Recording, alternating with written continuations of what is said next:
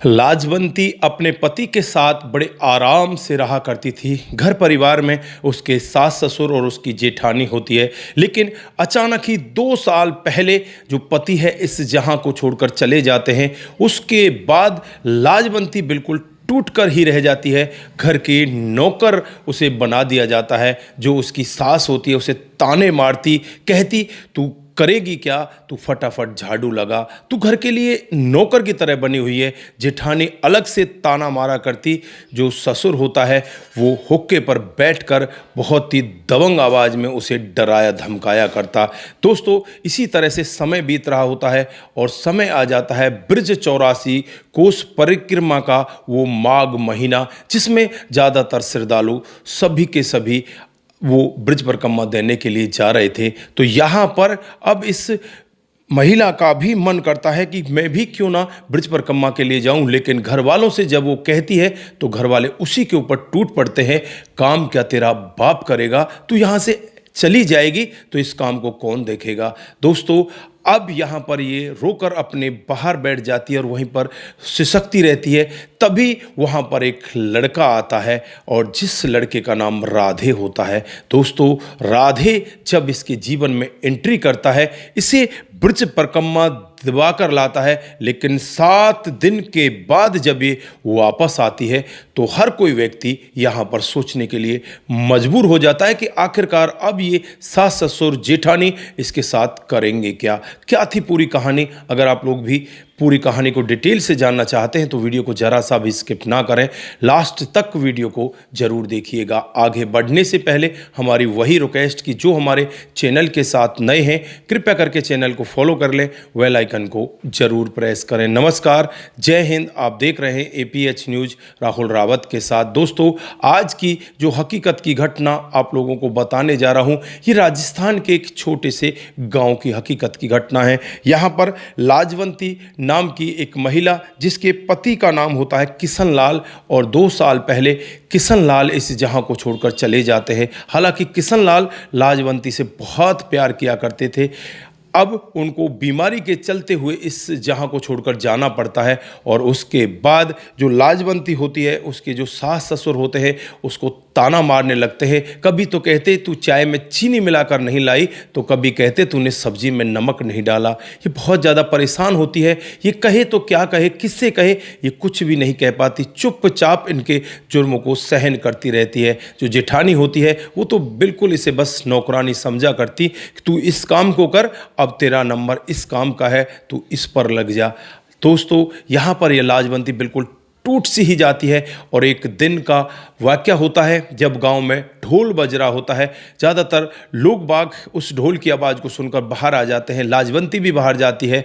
सबको यही कहा जाता है कि ब्रज परिक्रमा चल रही है। जो जो ब्रज परिक्रमा में चलना चाहता है वो फटाफट तैयार हो जाए, कल सभी को ब्रज परिक्रमा के लिए निकलना है। ब्रज परिक्रमा के लिए टोलियाँ बनने लगती हैं। लाजवंती भी ब्रज परिक्रमा में जाना चाहती है। वो अपनी सास से कहती है कि सासू माँ, मैं ब्रज परिक्रमा में जाना चाहती हूँ, लेकिन सासू माँ ताने देते हुए कहने लगती है कि ये काम जो यहाँ पर तू छोड़ कर जाएगी इसे क्या तेरा बाप करेगा। दोस्तों, जब ससुर ये आवाज़ सुनता है तो ससुर भी ऊंची आवाज़ में बातें करने लगता है, कहने लगता है इसका दिमाग खराब हो गया है, इसको फटाफट घर के अंदर बंद करो और ये घर के काम को करेगी। जो जेठानी होती है वो कहती है कि पागल हो गई है, यहाँ हमारे ऊपर काम को छोड़ कर जाएगी, इस काम को तू ही करेगी, तू कहीं भी नहीं जाएगी। अब ये बाहर बैठकर एकदम से सकने लगती है। तभी वहाँ पर एक राधे नाम का लड़का आता है, जो गांव का लड़का होता है। बहुत ही सीधा साधा दबंग टाइप का लड़का होता है। वो किसी से ना तो डरता, न ही किसी से वो किसी भी तरह से नीचे झुकता। वो अन्याय के खिलाफ हमेशा ही लड़ा करता था। आज यहाँ पर लाजवंती को इस तरह से परेशान देखकर कहने लगता है कि लाजो भाभी, हुआ क्या है, तुम इस तरह से क्यों परेशान हो। लाजो रो रो कर अपना पूरा वाक्य इस लड़के को बता देती है। दोस्तों, लड़का भी पूरा वाक्य सुनने के बाद बहुत परेशान होता है और कहता है कि लाजो भाभी टेंशन मत करो, तुम अपने कपड़े तैयार करो, मैं तुम्हें सीधे ब्रज परिक्रमा में लेकर चलता हूँ, क्योंकि मैं भी वहीं पर जा रहा हूँ। दोस्तों, लाजवंती तैयार हो जाती है। घर के को बिना बताए, यानी कि जो घर के सदस्य होते हैं उनको कुछ नहीं बताती और चुपचाप घर से निकल जाती है इस राधे के साथ। दोस्तों, अब घर वालों को बहुत ज़्यादा गुस्सा आता है। घर वाले सोचने लगते हैं कि ये हमारी जो घर की बहू है, इसने तो हमारी इज्जत को लुटा दिया, हमारी आबरू को लुटा दिया, ये तो पता नहीं इसके साथ कैसे गुलछर्रे उड़ाएगी, लेकिन जब वापस आएगी तब इसे देखेंगे। दोस्तों, यहाँ पर ये इंतज़ार करते रहते हैं। इधर जो लाजवंती होती है, जब वो जमुना के पुल पर जाती है तो वहाँ वो इतना अपने आप को खुश महसूस करती है। अब तक ये घर के अंदर कैद थी, अब इसे आज़ादी मिल जाती है। ये राधे इसे हर चीज़ दिखाता है, हर मंदिर पर लेकर जाता है। दोस्तों, यहाँ पर लाजवंती बड़ी खुश होती है और कहने लगती है कि देवर जी, अगर आप नहीं होते तो आज मैं यहाँ पर नहीं पहुँच पाती। आपका लाख लाख शुक्र है, आपने इतने अच्छे से मेरी परिक्रमा को करा दिया। ना तो मुझे थकान हो रही है, ना ही मुझे ऐसा महसूस हो रहा है कि मैं परिक्रमा लगा रही हूँ। मुझे तो ऐसा महसूस हो रहा है कि मैं स्वर्ग में आ चुकी हूँ, मुझे तो आज़ादी मिल चुकी है।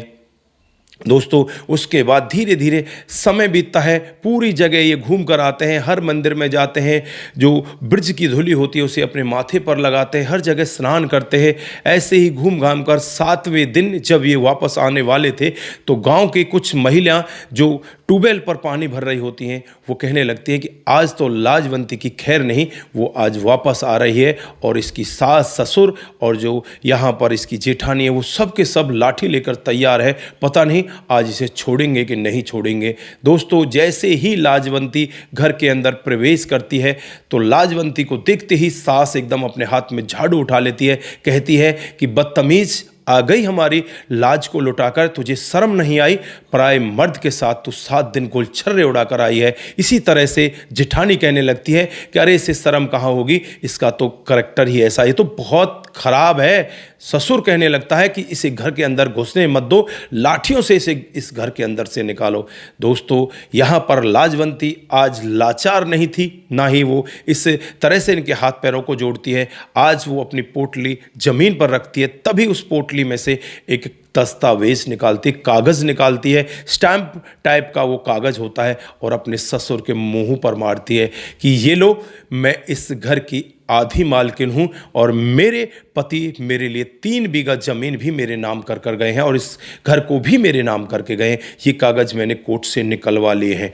दोस्तों, यहाँ पर जो ससुर होता है एक बार के लिए झुकता है, लेकिन फिर कहता है कि तुम्हें क्या पता, ये कोर्ट की कार्रवाई हम जानते हैं, तू तो पागल औरत है, तुझे पता ही नहीं चलेगा, तुझे कब कब में इस दुनिया से विदा करा देंगे। फिर यहाँ पर जो राधे होता है उसके पीछे खड़ा होता है। राधे कहता है कि हम SHO साहब से भी मिलकर आए हैं, जो तुमने इनके साथ में इतना गलत व्यवहार किया है, इनको उत्पीड़न किया है, उस सब के लिए FIR करा दी है। थोड़ी देर में ही पुलिस आने वाली है, तुम्हें जेल के अंदर बंद कर देगी। दोस्तों, जेल का नाम सुनते ही अब तो सास की सिट्टी पिट्टी गोल हो जाती है। उसके हाथ में जो भी सामान होता है, झाड़ू वगैरह, वो ज़मीन पर गिर जाते हैं। इधर जो ससुर होता है अब तक लाठी उठाकर इस तरह से मूंछों पर ताप देकर बातें कर रहा था, वो भी झुक जाता है।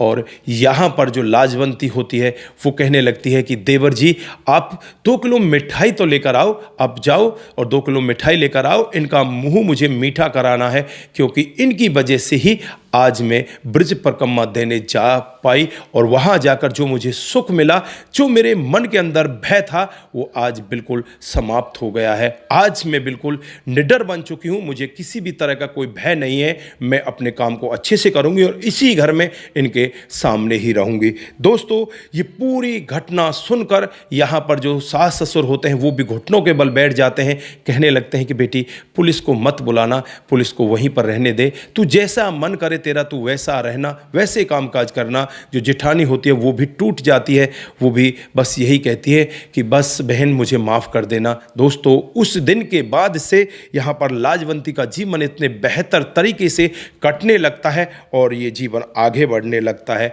दोस्तों, इस कहानी से हमें बहुत कुछ सीखने की ज़रूरत है। जब तक आप डरते रहोगे, अपने हक के लिए नहीं लड़ोगे, तो कोई भी आपको इसी तरह से दबाता रहेगा। दोस्तों, हक मांगना सीख जाना चाहिए और हक मांगना जिस दिन सीख जाओगे, उस दिन जो ज़्यादातर इस तरह के लोग हैं वो घुटनों के बल आ जाएंगे। जब तक सहोगे लोग दबाएंगे, जिस दिन ब्रज के कन्हैया जैसी बांसुरी बजाकर हक मांगना सीख जाओगे, दुनिया घुटनों के बल पर आ जाएगी। तो दोस्तों, ये बहुत बड़ी सीख हमें इस कहानी से मिलती है। और जो राधे है, वो राधे आगे इस जीवन में क्या पार्ट प्ले करता है, वो अगले जो चैप्टर होगा, अगला जो वीडियो हम लेकर आएंगे, उसमें हम उस राधे की भी पूरी कहानी बताएंगे। तो दोस्तों, आप लोग हमारी अगली कहानी सुनने के लिए कमेंट जरूर करके जाएं कि आप लोग क्या अगली कहानी में इंटरेस्टेड हैं, क्या आप लोगों को अगली कहानी पसंद होगी या उसे सुनना चाहोगे। तो आप लोग एक बार कमेंट करके जरूर बताएं। आपके जैसे ही कमेंट हमारे पास आएंगे, तभी हम उस दूसरी कहानी को भी आपके सामने लेकर आ जाएंगे। फिलहाल के लिए बस इतना ही। अब यहाँ पर ये सभी के सभी लोग बड़े आराम के साथ रह रहे हैं, लेकिन जो लड़का होता है राधे, उसके घर वालों के बीच में और राधे के बीच में एक द्वंद्व युद्ध तैयार हो जाता है, क्योंकि वो भी उसी गांव का लड़का होता है।